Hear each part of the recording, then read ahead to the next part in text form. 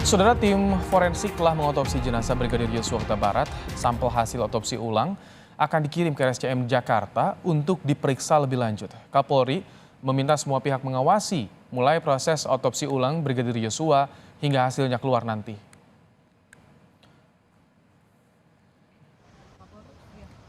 Kapolri memastikan semua proses dilakukan transparan. Selama otopsi, tim forensik menemukan dugaan luka yang masih memerlukan pemeriksaan lebih lanjut.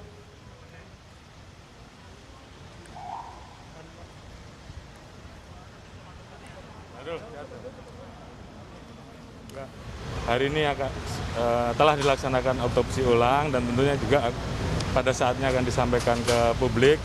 Jadi saya kira semua kegiatan-kegiatan tersebut tentunya menjadi perhatian publik dan kita minta untuk semuanya ikut mengawasi sehingga transparansi, akuntabilitas dari hasil yang kita harapkan yang tentunya akan dipertanggungjawabkan ke publik betul-betul bisa berjalan dengan lancar, dengan baik dan memenuhi rasa keadilan yang tentunya ditunggu oleh publik. Saya kira kita tunggu hasilnya dan mudah-mudahan semua berjalan dengan baik. Terima kasih. Hasil otopsi ulang akan memperjelas apa penyebab pasti kematian Brigadir Nofriansyah Yosua Huta Barat di rumah dinas Kadipropam nonaktif Irjen Verdi Sambo. Kita akan memperbincangkannya dengan kuasa hukum keluarga Brigadir Yosua Huta Barat Mansur Febrian dan juga nanti akan bergabung anggota tim Pergerakan Advokat Nusantara atau Perkat Nusantara Erik S. Faat yang saat ini sudah bergabung baru Mas Mansur. Selamat petang Mas Mansur dengan Ibrahim dari Studio Kompas TV. Petang Ibrahim. Mas Mansur, pasca otopsi ulang tadi apa saja yang didapat informasi oleh keluarga Mas Mansur? Baik, pasca otopsi ulang setelah selesai otopsi tadi yang diterima oleh keluarga adalah salah satunya pemakaman dapat dilakukan secara kedinasan. Sebuah penghormatan untuk almarhum untuk yang terakhir kalinya. Kemudian untuk hasil kami masih menunggu apakah nanti secara informate consent kita akan diberikan resum daripada hasil otopsi tersebut. Begitu, karena untuk rekam medis ataupun hasil daripada otopsi keseluruhan pastinya akan dipergunakan untuk nanti prosesi peradilan. Begitu Arif. Baik, saat ini Mas Erik sudah bergabung. Halo, Pak Erik. Halo. Ya, selamat sore. Pak Erik, di sejumlah media Anda menyebut bahwa hasil otopsi ini diperkirakan akan sama dengan otopsi yang awal yang dilakukan oleh Rumah Sakit Polri. Mengapa, Pak Erik? Ya, menurut kami tidak mungkinlah Polri pada waktu melakukan otopsi pertama itu hasilnya berbeda dengan yang kedua. Kami percaya bahwa Polri sudah melakukan sesuai prosedur dan melakukan secara profesional. Dan orang-orang yang melakukan otopsi di Rumah Sakit Kramat Jati milik Polri itu adalah para ahli, bukan orang sembarangan.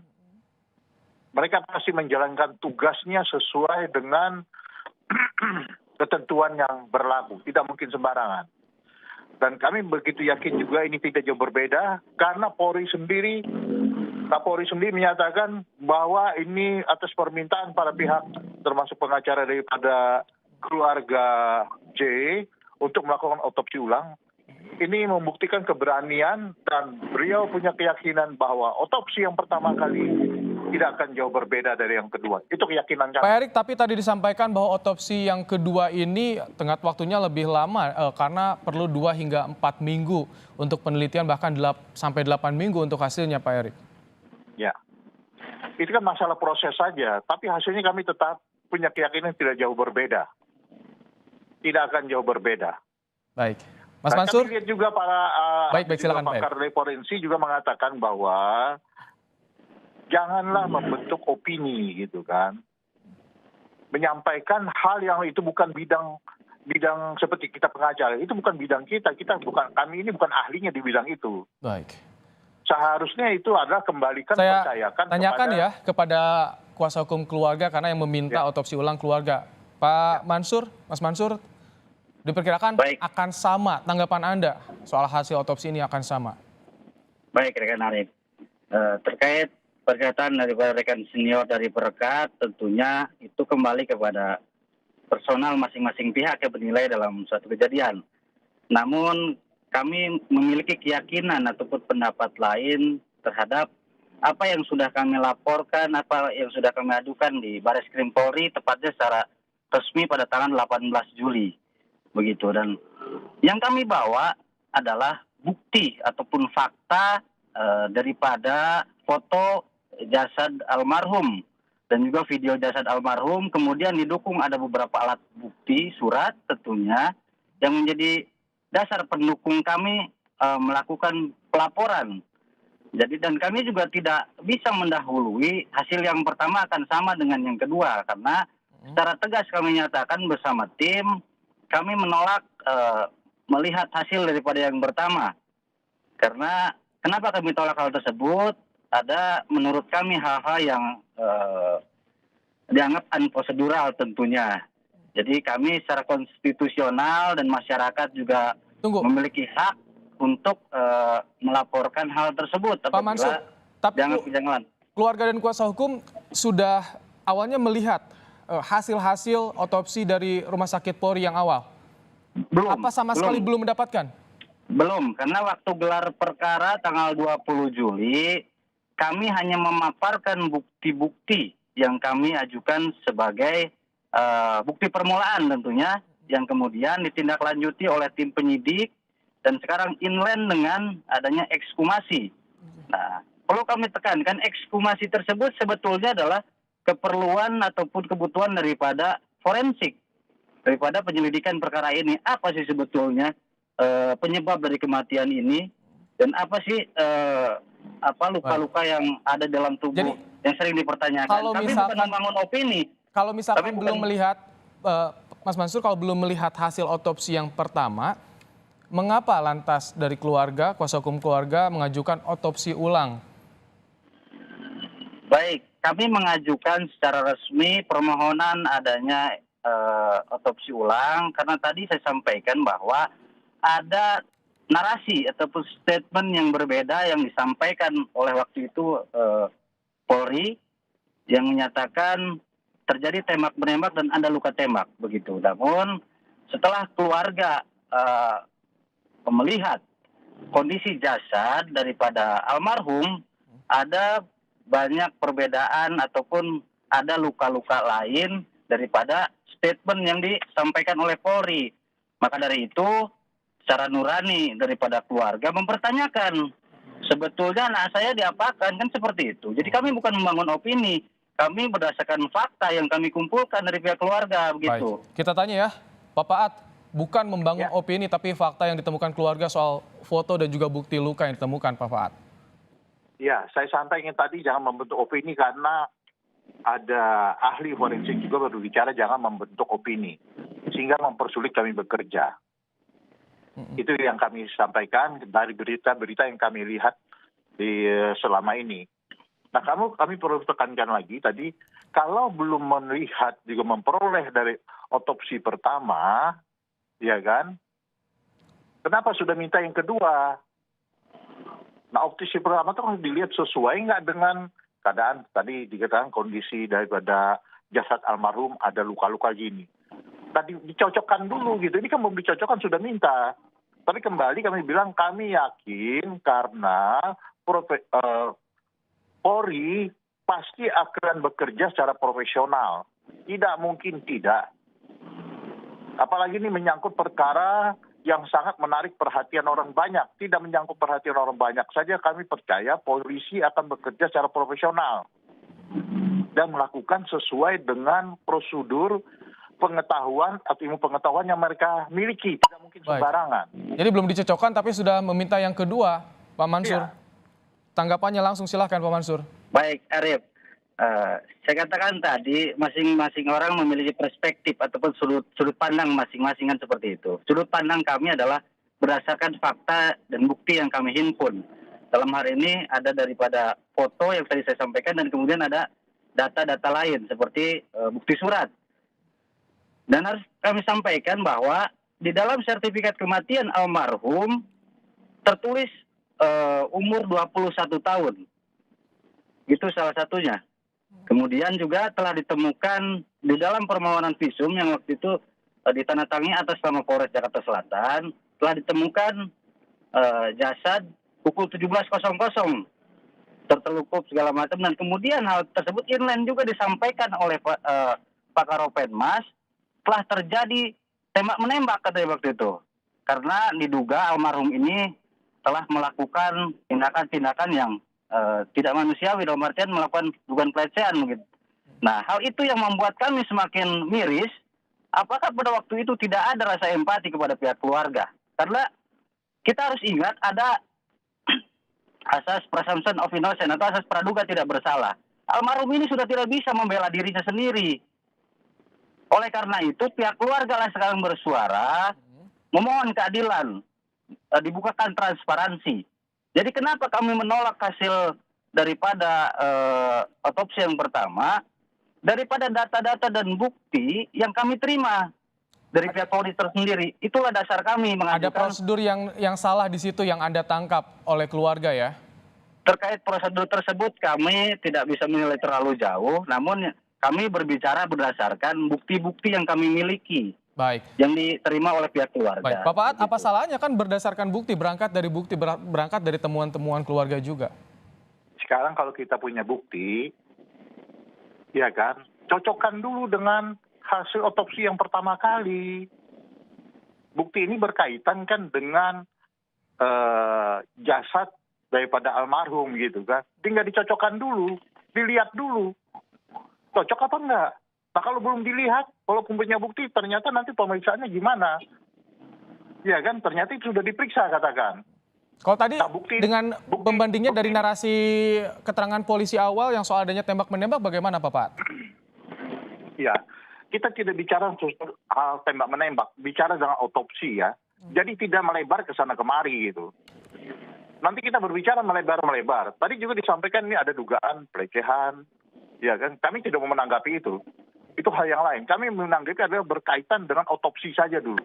Karena ini yang kita bicarakan sore ini. Supaya tidak ke sana bias sehingga tidak mendapat suatu kepastian bahwa otopsi yang sudah dilakukan oleh polisi dalam hal ini penyidik sudah sesuai dengan prosedur dan hasilnya pun pasti sudah sesuai dengan apa yang terjadi sesungguhnya terhadap almarhum. Ini konsekuensinya bagaimana kalau hasilnya nanti sama, Pak Paat, kalau pandangan Anda? Nah, kalau konsekuensinya adalah ketika ada yang mengatakan ini penganiayaan, ya, baru kami tekankan ini terjadi penganiayaan terjadi dari Magelang sampai Jakarta. Ini kan artinya apa yang disampaikan kepada publik bahwa itu tidak benar. Ini kan menjadi permasalahan hukum baru lagi. Karena itu lebih baik kita mendengar dulu sampai tunggu hasilnya. Jangan cepat-cepat membuat atau menyampaikan sesuatu yang belum nyata gitu. Oke. Saya ingin ke Pak Mansur. Pak Mansur, Anda melihat proses otopsi yang kedua ini, apa bedanya dengan yang pertama, Pak Mansur? Apakah secara prosedural memang tidak bisa terlalu dalam, tapi kan gambaran yang ditangkap oleh kuasa hukum seperti apa pelaksanaannya? Baik, seperti saya sampaikan tadi, kita tidak bisa memisahkan suatu kejadian yang pertama dengan hasil akhir. Hasil akhirnya yang diperdebatkan saat ini adalah hasil otopsi awal. Tentunya kami tidak ingin berpaut tentang hasil, namun prosesnya ini harus kita sadari bahwa ada bukti lain yang kami temukan. Terlepas daripada yang bukti telah disampaikan. Salah satu bukti yang ditemukan yang terbaru adalah ketika pemeriksaan saksi di Jambi, ada juga bukti yang disita oleh pihak penyidik sebagai bukti tambahan. Nah, kami menghormati hal tersebut untuk bukti tambahan kami untuk memperkuat adanya dugaan hal tersebut. Dan seperti itu, kami tidak ingin mendahului apa yang belum keluar daripada hasil otopsi hari ini. Jadi tentunya nanti hal tersebut akan dipadankan oleh penyidik untuk membuktikan perkara ini seperti apa, memperjelas juga kepada keluarga khususnya dan juga ke masyarakat umum, kan seperti itu. Kita tidak bisa memisahkan alur rentetannya, dan saya juga tidak mau berspekulasi ataupun beropini. Kami mencoba mengcounter spekulasi ataupun opini yang dibangun oleh Polri sendiri waktu itu. Jadi ada statement bahwa brigadir ini telah melakukan A, B, C, dan Z Sedangkan prosesnya masih lidik. Oleh karenanya, kami secara pro justisia, tanggal 18 Juli kami melaporkan terkait berdasarkan bukti-bukti yang kami himpun.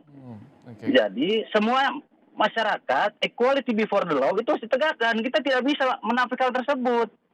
Baik, Pak Paat, jadi tidak hanya otopsi itu hanya salah satu cara, tapi ada juga bukti lain yang dirasa menguatkan oleh kuasa hukum keluarga. Karena ada yang janggal nih, Pak Paat. Ya, itu silahkan saja dia berbicara, tapi kami tidak mau ke tempat yang lain. Nanti kalau ke tempat yang lain terlalu lebar. Kami sudah mengikuti juga perkembangan-perkembangan daripada permasalahan ini melalui berita-berita, tapi kami tidak mau, nanti terlalu luas. Kalau Anda melihat secara singkat bagaimana sih perjalanan kasus ini, Pak Paat? Kami tidak mau masuk, saya bilang masuk di dalam pokok perkara itu lebih jauh lagi. Karena ini kan ada juga dugaan gitu kan. Ya. Ada dibilang tadi pelecehan, ya kan? Ada lagi perselingkuhan, kan sudah jelas berbeda ini. Oke. Jadi kami tidak mau masuk ke situ dulu. Kami adalah memasuk tentang salah satu alat bukti yaitu tentang otopsi, hasil otopsi. Itu yang kami bicarakan. Kalau tadi konsekuensinya sama, artinya menguatkan keterangan dari Polri. Kalau misalkan berbeda seperti apa Pak Paat nanti proses ke depannya jadi? Ya kalau otopsi berbeda itu konsekuensi juga bagi Polri gitu kan. Bagi kami pun kalau memang itu berbeda itu tidak menjadi sesuatu hal yang bagaimana ya. Kita belajar semua dari peristiwa ini. Tapi kembali saya bilang dari apa yang berita kami ikuti, kami baca ini, di sana terjadi sesuatu, yaitu tembak-menembak. Apa permasalahan ternyata terjadi tembak-menembak? Otopsi ini kan berbicara tentang adanya seseorang yang meninggal dunia, kemudian karena tembak-menembak, apa karena tusukan, karena pukulan, itu yang diperiksa gitu kan. Baik, Pak Mansur, terakhir jadi melihat bagaimana yang digelar hari ini otopsi keluarga, harapan keluarga sudah terkabul ya otopsi ulang dengan tim independen Pak Mansur ya. Artinya bagaimana ke depan pengawalan kasus ini? Baik, tentunya kami dari pihak penasihat hukum mengapresiasi kepada Pak Kapolri yang membentuk tim khusus untuk menginvestigasi perkara ini supaya terang benderang di masyarakat. Karena saya harus mengacu kepada KUHP sebagaimana diatur dalam pasal 184, ada keterangan saksi di situ yang menjadi bukti awal kami. Kemudian hal tersebut inline dengan adanya bukti surat. Selanjutnya dengan adanya ekshumasi ini tentunya nanti akan menjadi bukti, yaitu merupakan keterangan ahli dalam bidangnya. Karena dalam pembuktian ini tentunya memiliki konsekuensi masing-masing. Dari segi hukum, kemudian segi yuridis, dan yang paling penting adalah yang saya kutip dari pernyataan ataupun keterangan Wakabar Reskrim waktu tanggal 20 ketika kami gelar perkara yang pertama. Ya. Beliau menyatakan bahwa pertanggungjawaban kami bukan hanya sekedar pertanggungjawaban hukum, bukan sekedar pertanggungjawaban secara sosial kepada masyarakat. Yang utama adalah pertanggungjawaban kami pembuktian ini terhadap Tuhan Yang Maha Kuasa. Baik, kita tunggu bagaimana ya Pak Mansur, ada rentang waktu 2 hingga 4 minggu untuk penelitian hasil otopsi hari ini. Tentu ini akan menjadi bukti tambahan bagaimana penyidikan yang tengah dilakukan oleh tim khusus bentukan Polri. Kita akan tunggu bagaimana perjalanan kasus ini. Terima kasih Mansur Febrian, kuasa hukum keluarga Brigadir Yosua Huta Barat, dan juga Bapak Erik Espaat, anggota tim pergerakan advokat Nusantara. Terima kasih telah bergabung bersama kami dalam program Kompas Petang. Terima kasih, saya selalu Bapak-Bapak.